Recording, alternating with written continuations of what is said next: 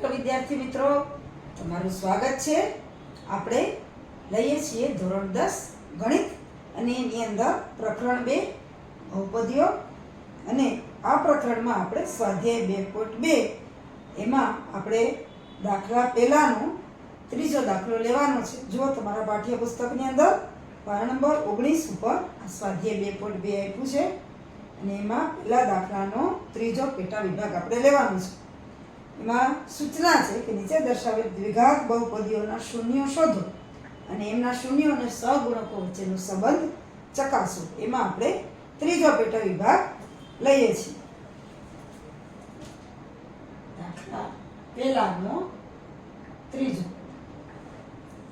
જુઓ રકમ 6x વર્ગ ઓછા 3 ઓછા 7x. 6x વર્ગ ઓછા 3 ઓછા 7x. જુઓ આપણે દાખલો ગણીએ તો x ની જે ઘાત છે, ચલ જે છે અહીંયા x, એની ઘાત ઉતરતા ક્રમમાં હોવી જોઈએ. 7x આ બાજુ છે, આપણે એને વચ્ચે લઈ લઈએ તો 6x વર્ગ ઓછા 7x ઓછા 3. x ને ઉતરતી ઘાત પ્રમાણે આપણે ગોઠવવાનું. હવે આપણે એના શૂન્યો શોધવાના છે. એટલે કે 6x વર્ગ, હવે જુઓ 3 અને 6, પહેલું પદ અને છેલ્લું પદ એનો ગુણાકાર કરો તો 6 તેરી 18. 18 ના એવા બે અવયવ શોધો કે જેનો સરવાળો અથવા બાદબાકી -7 થાય અને ગુણાકાર -18 થાય. તો 9 દુ 18, 9 અને 2, એકને પ્લસ કરો અને એક માઇનસ કરો એટલે ગુણાકાર -18 થશે અને ઓછા 9 માંથી વત્તા 2 જાય એટલે ઓછા 7 એનો સરવાળો આવે. એટલે ઓછા 7x ને આપણે ભાગ કરીએ કે ઓછા વત્તા 2x ઓછા 9x ઓછા 3. હવે જુઓ ઓછા 7 ના આપણે ભાગ પડ્યા, વત્તા 2 ઓછા 9, ઓછા 9 વત્તા 2 એટલે ઓછા 7 અને 9 દોડા ઓછા 3 ગુણ્યા 6 એટલે ઓછા 18 એટલે ગુણાકાર અને સરવાળો આપણે જોઈએ છે એ રીતના આવી જાય છે. હવે આપણે આગળ જોઈએ એમ બબે પદ લઈ અને આપણે સામાન્ય કાઢીએ તો આમાંથી આપણે સામાન્ય નીકળશે 2x, અહીંથી વધશે 3x અને વત્તા 1. ગુણાકાર કરતા જવાનો, ઉપરનું પદ આવી જવું જોઈએ. અહીંયા આપણે કૌંસની અંદર વત્તા લઈ છે એટલે આપણે ઓછા લેવાના 3. હવે જુઓ 3x વત્તા 1, કૌંસ સરખો આવવો જોઈએ. હવે આ પદનો ગુણાકાર કરીએ તો ઉપરનું સમીકરણ આવી જવું જોઈએ. જો 2x ગુણ્યા 3x એટલે 3 6x વર્ગ વત્તા 2x ગુણ્યા વત્તા 1 એટલે 2x ગુણ્યા 1 એટલે 2x. ત્યાર પછી ઓછા 3 ગુણ્યા 3x એટલે 3 તેરી 9x પણ ઓછા, ઓછા 3 ગુણ્યા વત્તા 1 એટલે ઓછા 3 વત્તા 1 એટલે 3 1 3 પણ ઓછા. હવે બે બાજુ કૌંસ સરખો આવ્યો એટલે 3x વત્તા 1 અને બીજા કૌંસમાં બાકીનું બધું એટલે કે 2x ઓછા 3 આ અવયવ આવ્યો.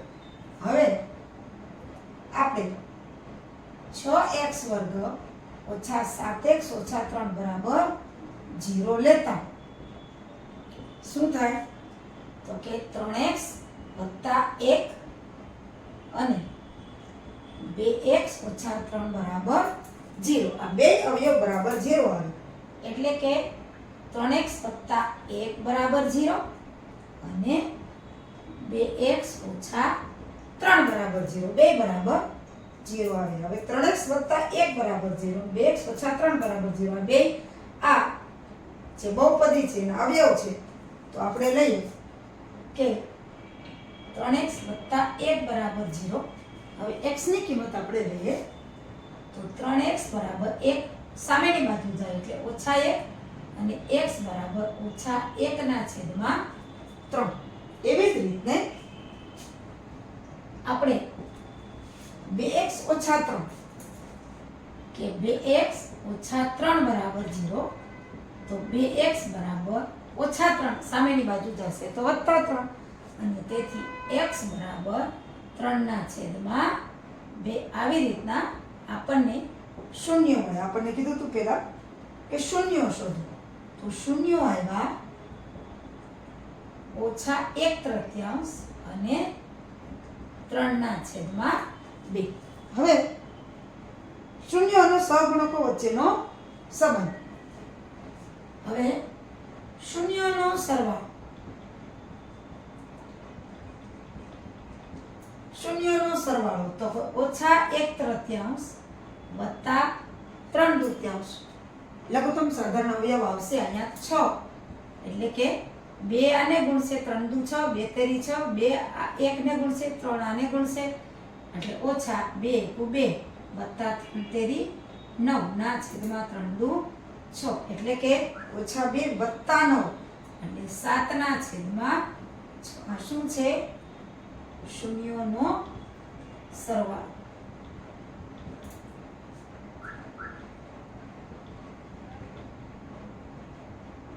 હવે શૂન્યનો સરવાળો 7/6. હવે આપણે શૂન્યનો ગુણાકાર.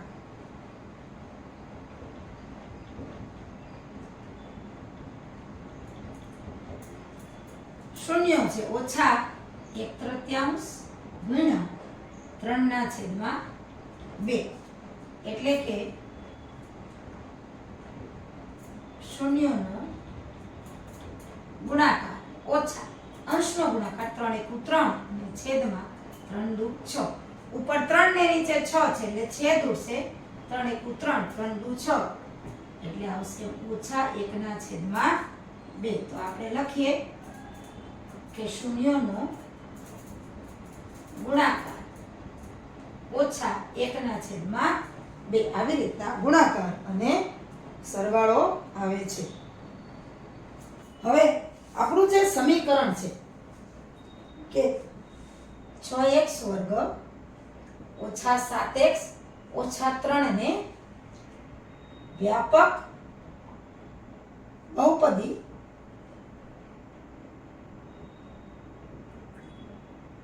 કઈ છે તો કે ax² + bx + c = 0 સાથે સરખાવતા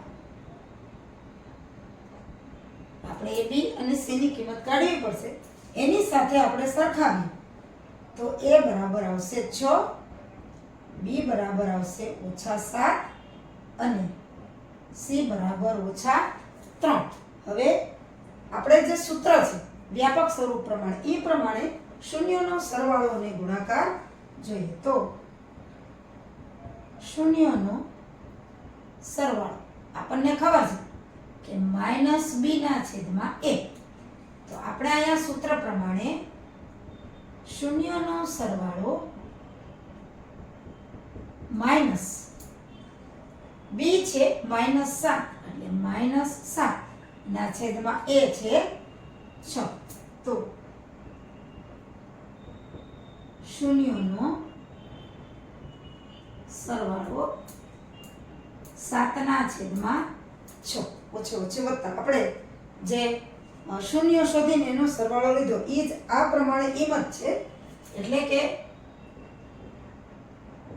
શૂન્યનો સરવાળો બરાબર ઓછા x નો સહગુણક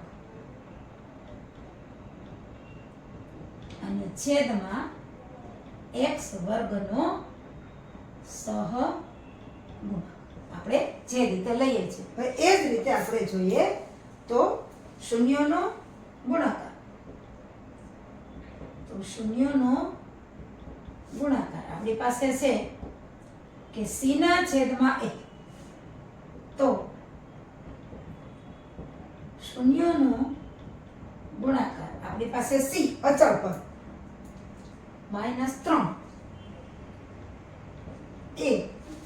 a છે 6 બરાબર -1/2 એટલે કે શૂન્યનો ગુણાકાર બરાબર -1/2. આપણે જે શરત છે એ પ્રમાણે અચળ પદ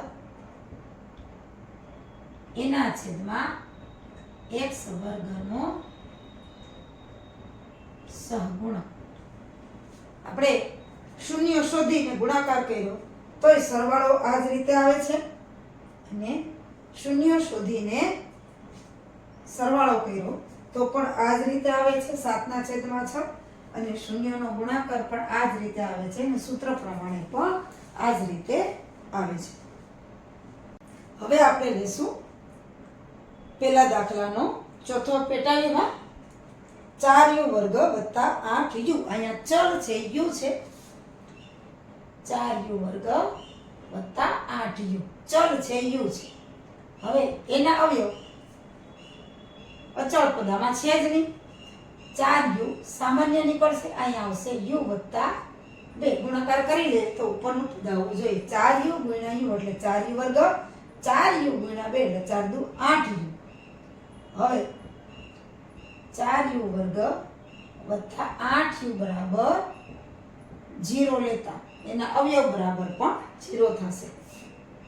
4u u + 2 બરાબર પણ 0 અને તેથી 4u બરાબર 0 અને u + 2 બરાબર પણ 0. હવે 4u બરાબર 0 તેથી u બરાબર 0/4 એટલે 0 જ આવે અને u બરાબર u + 2 બરાબર 0. કોઈ પણ ના 0/4 કોઈ પણ આંકડો હોય એટલે એની કિંમત 0 જ આવે અને અહીંયા 2 છે સામે જશે એટલે માઈનસ થશે એટલે u બરાબર -2. તો આપણને શૂન્યો મળ્યા 0 અને -2. હવે શૂન્યનો સરવાળો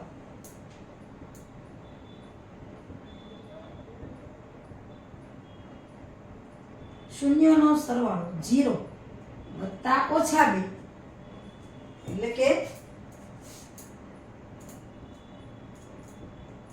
શૂન્યનો 0 વત્તા કોઈ પણ સંખ્યા ઓલી જ સંખ્યા આવે -2.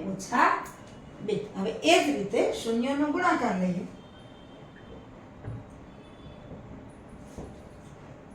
શૂન્યનો ગુણાકાર તો 0 ગુણ્યા -2. આપણને ખબર છે કે કોઈ પણ સંખ્યા સાથે 0 નો ગુણાકાર થાય તો 0 જ આવે. શૂન્યનો ગુણાકાર આવશે 0. હવે આપણે અશૂન્યનો સરવાળો ગુણાકાર કર્યા. હવે સૂત્રને રીતે કરીએ કે 4u² + 8u ને વ્યાપક બહુપદી સાથે સરખાવતા આપણને ખબર છે વ્યાપક બહુપદી એ x² + bx + c બરાબર 0. તો અહીંયા આપણે લઈએ 4u² + 8u અચળ પદ છે જ નહીં એટલે 0 બરાબર 0. તો અહીંયા a બરાબર 4, b બરાબર 8 અને c બરાબર 0. અને તેથી શૂન્યનો સરવાળો શું છે તો કે -x નો સહગુણક અને છેદમાં x² નો સહગુણક એટલે કે શૂન્યનો સરવાળો -b ના છેદમાં a. તો આપણે -b છે, b છે 8. તો શૂન્યનો સરવાળો -8 ના છેદમાં 4 a એટલે કે -4 દુ 8 એટલે કે -2 અને એટલે કે શૂન્યનો સરવાળો આવ્યો -2. હવે શૂન્યનો ગુણાકાર શું છે કે અચળ પદના છેદમાં x² નો સહગુણક. અચળ પદ ના છેદમાં x² નો સહગુણક એટલે કે શૂન્યનો ગુણાકાર અચળ પદ સી ના છેદમાં એ. સી છે અહીંયા શૂન્ય, એ છે 4 એટલે કે શૂન્યના છેદમાં 4 બરાબર શૂન્ય. એટલે કે શૂન્યનો ગુણાકાર 0 ના છેદમાં 4 એટલે 0 એટલે એનો ગુણાકાર 0 આવે છે. હવે આપણે શૂન્ય એટલે કે x ની કિંમત શોધી અને સરવાળો કર્યો તો -2 આવે છે અને સૂત્રની રીતે એટલે કે -b ના છેદમાં a એ રીતના આપણે સરવાળો શોધ્યો તો પણ -2 આવે છે. એવી જ રીતે ગુણાકારમાં કે શૂન્યનો ગુણાકાર જે કર્યો એ પણ શૂન્ય શોધીને કર્યો તો પણ 0 આવે છે અને સૂત્ર પ્રમાણે c ના છેદમાં a મૂકીને કર્યો તો પણ એનો ગુણાકાર શૂન્ય આવે છે. કે શૂન્યનો સરવાળો શૂન્ય શોધીને કર્યો અને સૂત્રની રીતે કર્યો તો પણ સરખો આવે છે. એ જ રીતે ગુણાકાર પણ શૂન્ય શોધીને અને સૂત્રની રીતે કર્યું તો પણ જવાબ છે એ સરખો જ આવે